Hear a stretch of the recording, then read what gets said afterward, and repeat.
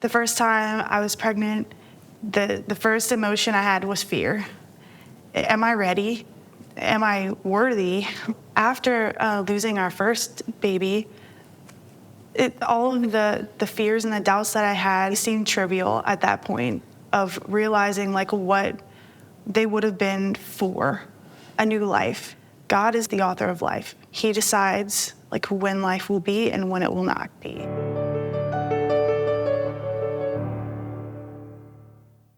Hey friends, welcome back to the Advent series here for the Diocese of Houma-Thibodaux. My name is Megan Martin, and we are joined today by Annie Breerwood, and we are talking a little bit today about the realities of preparing for new life and preparing for the end of life, and the beauty and the struggle and the hardship, all of which are themes that we find very much in Advent. Annie is a good friend of mine, but she also has many accolades and a beautiful family. Annie, why don't you tell us a little bit about yourself? Yeah, so I live in Thibodaux, and I'm a parishioner at St. Bridget. Actually, my husband and I and our son, Lewis, are parishioners at St. Bridget in Trevor. I've actually been a parishioner there my whole life.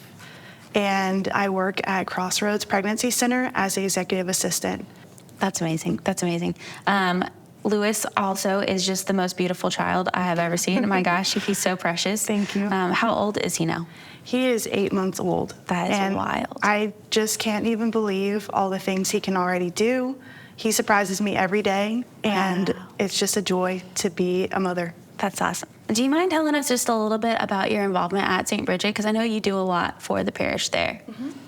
Yeah, so I think my involvement at St. Bridget has kind of just taken whatever stage of life I've been in. Yeah, I became an altar server there before I even had my first communion, just because I wanted to help.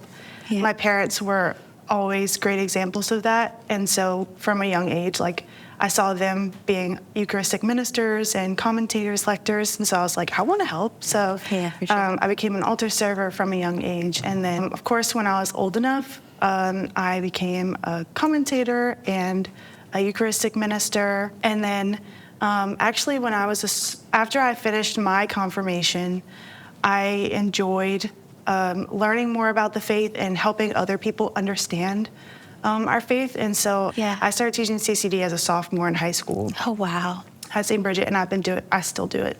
Yeah. I just love it. I think that our faith is really beautiful, and I wish more people were passionate about helping people understand and make it more part of their life. Yeah, absolutely. Absolutely. I think that's so important. I think working in a parish for a year, it taught me a lot about just like the needs of our young people and just how much, I wish I would have had someone like you when I was a young person to invest in me. So yeah, thank you for doing that for our parishes. Mm-hmm. That's awesome. Tell me a little bit about what you do at Crossroads, because the Crisis Pregnancy Center in Thibodaux does a lot of great work for our community. Yeah, tell me about what you do there. Yeah, so Crossroads serves 5 parishes, actually, the whole Bayou region, Amazing. Not just Lafourche Parish. And so we provide resources to women experiencing unplanned pregnancies. That's an overall view. I am in charge of outreach and development, so thank you for giving me this opportunity to talk about it. Absolutely. It really is a huge blessing to be involved in a particular way there, because I just am really excited to have a more hands-on approach to being pro-life and really getting to touch the lives of women who I feel passionately about helping. Yeah. Because I think that's something that I wish more people understood, is that, yes, we are in the business of saving babies, but most of the time, like, we need to save the woman, the mother first, from her own fears and from her own self-doubt, before we can teach her about the life that she's carrying. It's very humbling and it's very rewarding work to be there. I've never felt angry at any woman who I know is still gonna do it. It's sad. I wish that I could save her from the hurt she's about to cause herself, because we've seen it over and over again, women who come back afterwards, because that's one thing that I don't know if people realize about crisis pregnancy centers. We don't just try to prevent women from having abortions. If they go and have an abortion, they can come back to us for peer counseling and for a Bible study to process with the Lord about what they're feeling and try to get back in a state where they're like believe that they're worthy and still loved by God. I feel very much like I wish I could save them from it, and I know I can't. They have free will, and so like they can go and make that choice that I know is going to hurt them. And I think that is exactly how God feels about us. Like he gives us free will because he wants us to choose the right thing. And so many times he's looking at us the way I look at these women, like he's sad for us because he wishes we would not make that mistake, but he has to let us go and do it. And he's always there, like waiting for us to come back to him for comfort. One small thing that we can all do is when someone close to us calls us with a problem and, just being willing to listen to them, or someone that we dread answering the phone because they always have a problem, like being more willing to just hear that other person out. Sure. So we are in the second week of Advent, and it's crazy how I think Advent always sneaks up on us, right? And then it's here, and then it's gone. Do you agree? I agree, yes. Yeah. But Advent is actually one of my favorite seasons. I've said that many times before. But I love like the anticipation and the excitement. It's just so much different than Lent, right? Mm-hmm. You're preparing for something exciting. Mm-hmm. But I think that there is like this paradox of like what we're preparing for that no one really talks about, or maybe people talk about, but I've never heard it talked about like in detail. But like we're preparing for this child to be born, we're preparing for Jesus at Christmas, and at the same time we are recognizing that this child is going to live, suffer, and ultimately die for the sake of the entire world, right? So we're preparing for a baby to be born, but we're preparing for a baby to be born so that he can die. Which is just so strange to me. And I know that like both of these things are so sacred and so beautiful and so necessary for our salvation. And I just want to talk a little bit with you today about like the sacredness of both of those things, right? So the coming into the world, like this new life, the sacredness of this new life, and then also the sacredness of the end of life. And so life at all of its stages is so beautiful. And I just wanted to kind of talk with you about that today, especially with your work and your background and your own personal experiences. Do you resonate with the kind of like that topic and just like what that kind of gets into? Yeah, so last Advent, we were preparing to welcome a child. Lewis was born in April. And so last Advent, I was pregnant. And that was probably the coolest Advent I've ever experienced because it was very personal. And it was very, like, I could, like, put myself in Mary's shoes, like, walking through Advent with her and the story of, everything that the Holy Family went through. And just, like, having someone to relate to with like my struggles and my fears was amazing, to be able to pray with her in that way. One of the things that was heavy on my heart preparing to welcome Lewis into our life was like, am I going to be enough? Like, do I even really like want this motherhood thing? Because like motherhood has been something very long and challenging journey with accepting and wanting and just all the things. But I will say that preparing for Lewis to arrive, I had to deal with all of those fears and those doubts because I needed to be ready to be whatever he needed me to be. Mm-hmm. And so I think, and then welcoming him on the other hand has been a whole thing. I mean, I'm completely different than who I was before he was born. Yeah. And I actually, praying with that now and like praying with that this Advent, it's amazing. And I can see how God uses motherhood and just parenthood in general. I think this could be true for fathers too. Jesus is inviting everyone to that same reality, like preparing to welcome him into our hearts. We have to face all the questions of like, am I enough to be his disciple? Like, am I worthy? Is this something I even want, a deep relationship with Christ? Mm-hmm. Like, we have to confront all of those. And in the hope that when we do welcome him into our life, he does change us for the better in the way that like Lewis has completely changed who I am.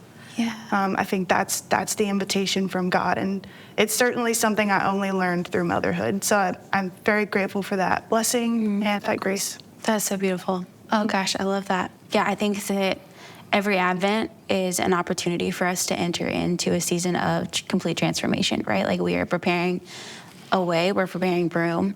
That room is like for change, for us to be changed. And yeah, I desire every year to have a transformational Advent. Sometimes it sneaks up on us so that we like can't do that or feel like we have like failed in some way. But I think each season of Advent changes us in some way. That's so beautiful. I love that. Thinking about like what Christ has come to do,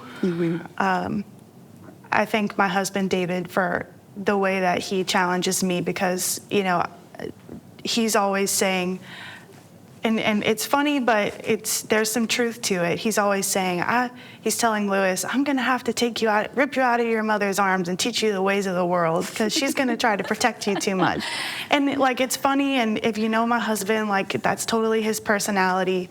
Yeah. And so we can laugh about it, but it's again, like that wonderful dynamic of like husband and wife. And I think it's another truth being conveyed about like what we're all made for. And like Christ is just like, he's doing it for us, but he's also an example for us of like what life is about. Life is about an invitation to love in a giving way, in a sacrificially giving way, And so I think thinking about all that Christ's life means and all that Lewis's life means, it's not just so he can be my cuddly little baby or my toddler who's completely dependent upon me forever. Like he needs to grow up and give to the world. I think it's beautiful the way that you relate like what Lewis has like come to do to like what Christ has come to do, right? Like we have all like come to in some way like suffer and sacrifice for others, not in the same way that Christ did, obviously, but in different ways and like the ways that we are called. One of those particular areas of suffering in our lives is like when we experience the end of life, right? In my own life, I think it's been a time for deep reflection and just like unfinished business, like right, like when someone's nearing the end of their life, there are things that you want to say, there are things that you want to do. There are certain ways we prepare for that. Is that something that you've experienced or have seen like in your own life? I had the huge blessing of growing up with 3 of my 4 grandparents, both my maternal grandparents and my grandmother on my dad's side, all of who lived to an old age.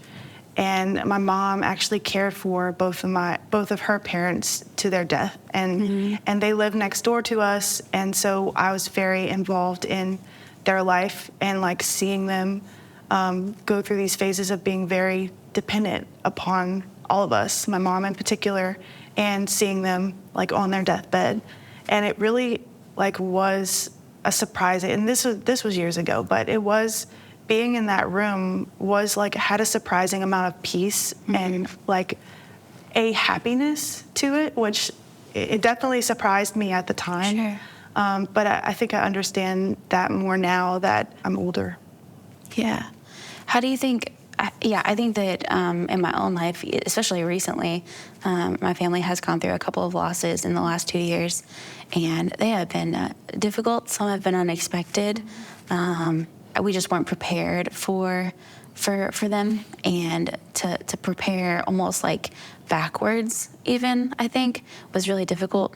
And one of the things that kind of struck me in that was just the reality that this time is so sacred, and if we're not prepared for it, that it can just distract from like the beauty that is happening, right? Like if we're not ready when it comes, there's just like a lot of things that can distract from how beautiful it is. And one of the things when my Mimi passed away a couple of years ago, the beauty of that moment was like she was able to receive like the sacrament of the anointing of the sick, and she was able to receive like all the pardons necessary and go to confession and to receive the Eucharist. The Eucharist was the last thing she consumed before departing, and like the preparation that happened like for her, the end of her life was so beautiful. And I felt like you were talking about that peace in that situation, even though like the preparations afterwards were not made, at the end was there.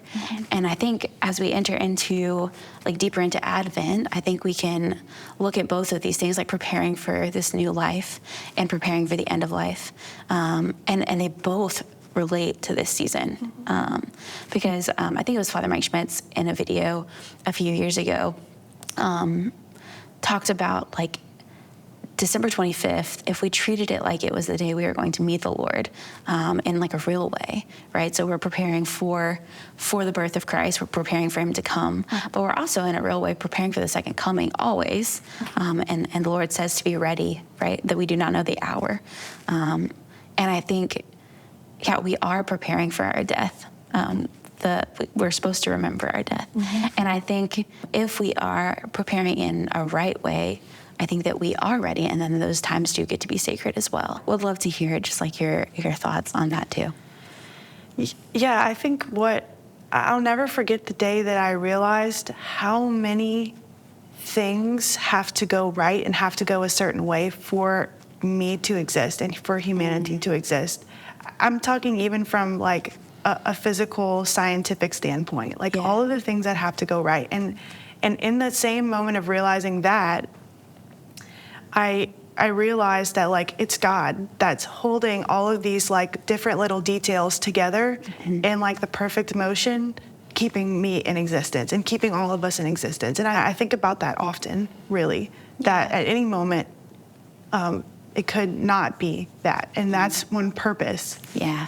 I think that point is so interesting to like compare back to take back to your work, right? Like with the Crossroads Pregnancy Center and like with the pro-life movement in general, like life is on purpose, right? Like there are so many things that the Lord has to do to keep us in existence.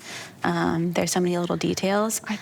I think that I hear a lot that the state of the world and how depraved it is and how much hope people have lost. And I believe that we're all still here and breathing and new life is being born. And like that to me means God is not finished with humanity at all. And, you know, the fact that we're all still on this side of the grave like that, and because the second coming has not happened yet, that means there is still time and there's still purpose for everyone.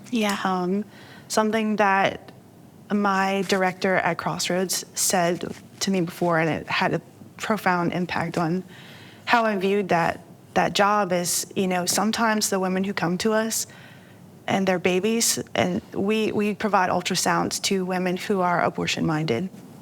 And she said, you know, we might be the only people who see that baby. And that hit me hard. And just made me realize like how important it is to be present to the people in front of you, because like God has brought them into my life for a reason, even if it's just to be seen by me. And so that's been a huge it's like a burden, but something that I am thankful that I get to be a part of. That's so beautiful.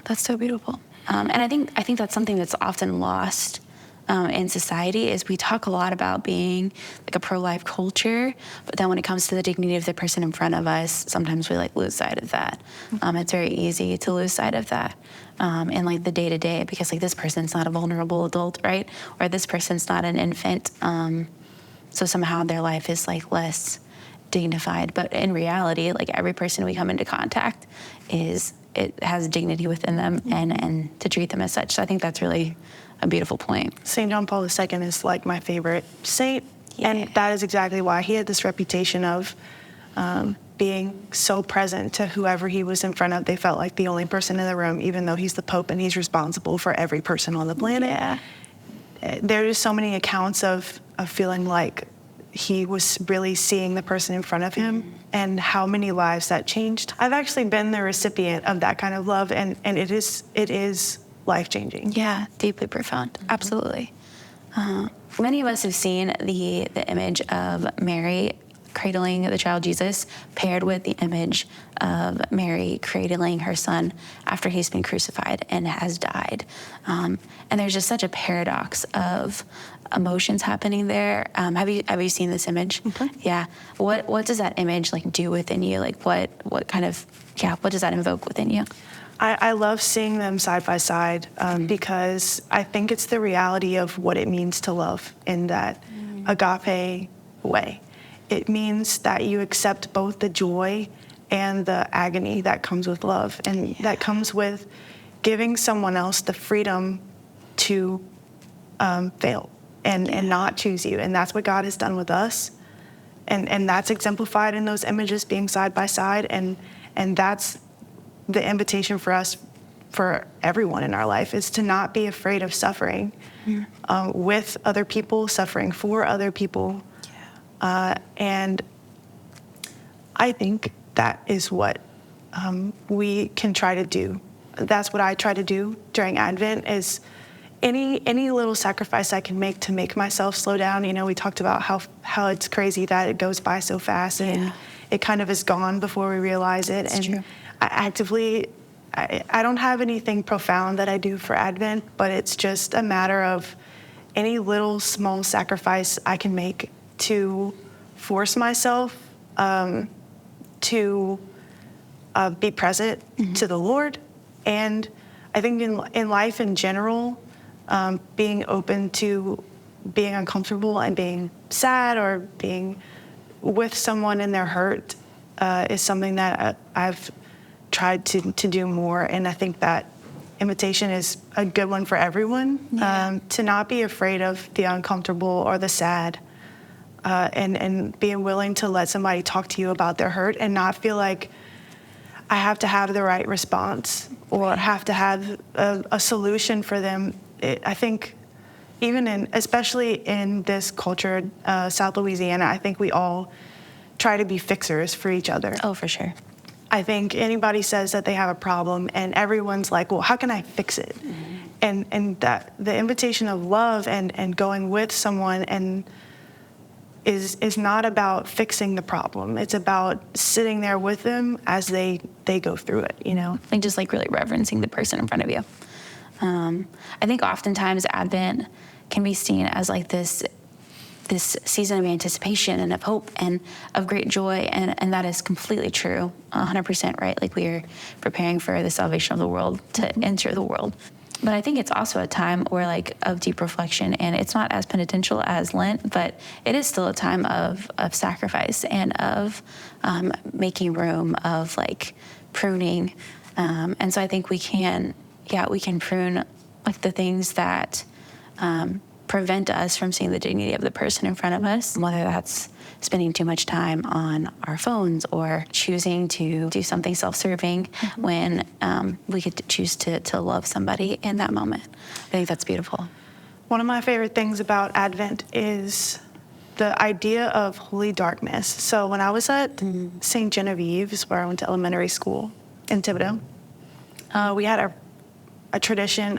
We go into the family center where the lights were dimmed and they had an Advent wreath and maybe a spotlight on the Advent wreath. And we all sang as a school this song, Holy Darkness, blessed night, heaven's answer, hidden from our sight. And so that image of holy darkness has stayed with me throughout my life. And this is one thing that I think I try to do is during Advent is kind of embrace that holy darkness and that simplicity of life. And you mentioned like we all struggle with being on our phones too much, I think. And one thing is and another tool that could help us be present to the person in front of us, just put our phones down, embrace the holy darkness and the simplicity of just sitting. If I'm at a doctor's appointment or if I'm waiting in line somewhere, like to try to not take out my phone and start scrolling and just like have my head like up, like looking at the room and looking at the scene, the people around me and that kind of thing. Yeah, absolutely. I love that so much. As we kind of like wrap up, just like remembering you mentioning the doubts that you kind of experienced, like leading up to Louis being born and welcoming him into the world, and then also this idea of like holy darkness and how those two things kind of are seemingly related. Would you have changed anything about that experience, or do you feel like it was exactly how it was supposed to be? It was exactly how it was supposed to be, because, like I said earlier, motherhood, my journey with motherhood and preparing for it and even just how I feel about it overall, like I said, I've been on it has been a journey. So we actually were pregnant once before. We were pregnant with Lewis. And so the first time I was pregnant, the first emotion I had was fear, because I didn't know. I had all of those questions like, am I ready? Am I worthy? Like, am I going to be good enough? And then I miscarried. And so then fear was immediately replaced by like sadness of loss. Like, and I quickly answered all of those questions I had. Yes, I was ready. Yes, all of the fears and the doubts that I had, I know they were there for a reason, but they seemed trivial at that point of realizing like what they would have been for a new life. And so I sat with that reality for several months before we got pregnant again. And so the second time around, it was just, of course I still had questions, but I really had a lot more trust in myself. And I want to be clear that it was grace that I'm able to reflect on all these things in the way that I am. It was totally God and God moments, all of those things. One thing that my husband and I talked about when we lost our first child was God is the author of life. He decides like when life will be and when it will not be. What motherhood has taught me about a lot of things, and what has taught me about Advent and preparing for the Lord, is the questioning that I experienced, the first time around, and just honestly, I still question myself every day, and I think a lot of mothers would agree. Yeah. We question every day what we're doing, and I think that is necessary, and that is the invitation for us to enter that holy darkness and be okay with like slowing things down and looking at ourselves and asking those questions, but asking them like with the Lord. Like the holy darkness is always accompanied by the Advent wreath and the lights and the candles, which provide like that little glimmer of hope. And I think doing Advent with God and asking all of those questions of like, God, well, what are you asking of me?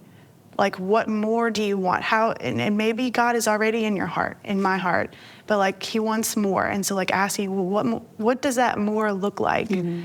And I can't give you any more, or I don't know how, or whatever your questions might be, and my questions might be, asking those in the hope that like, and the confidence that God will answer, and he will.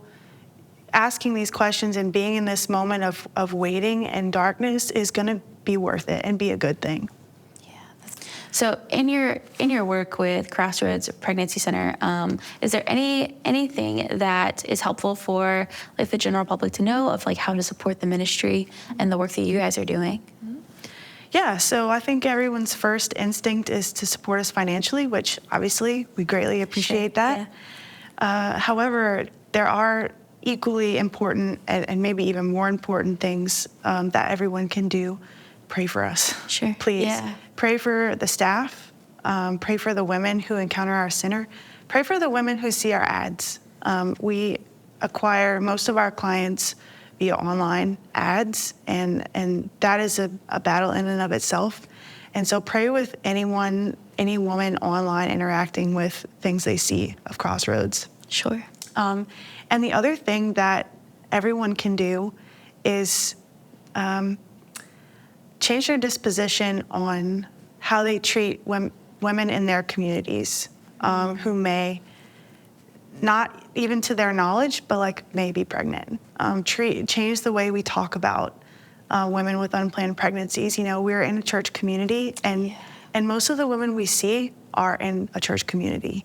And they don't feel like they can talk to anyone in their church community about their unplanned pregnancy.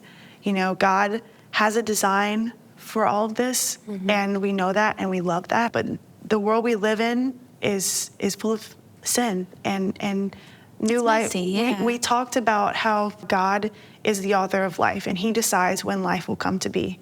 And so women with unplanned pregnancies, like, they made a decision, and so did God. We, as Christians, as Catholics, I think it's important, and this is something that everyone can do to support our ministry, is treat every single person, no matter the circumstance of how they came to be. They have intrinsic value. That's beautiful and so true. Thank you, Annie, for being here with us today. I'm so grateful to have you here. Annie and I are very good friends in real life, and so it's been just a joy to get to sit down and chat with you. Very this fun. Advent. Yeah. So thank you guys for joining us for this week, the second week of Advent, and we will see you next week.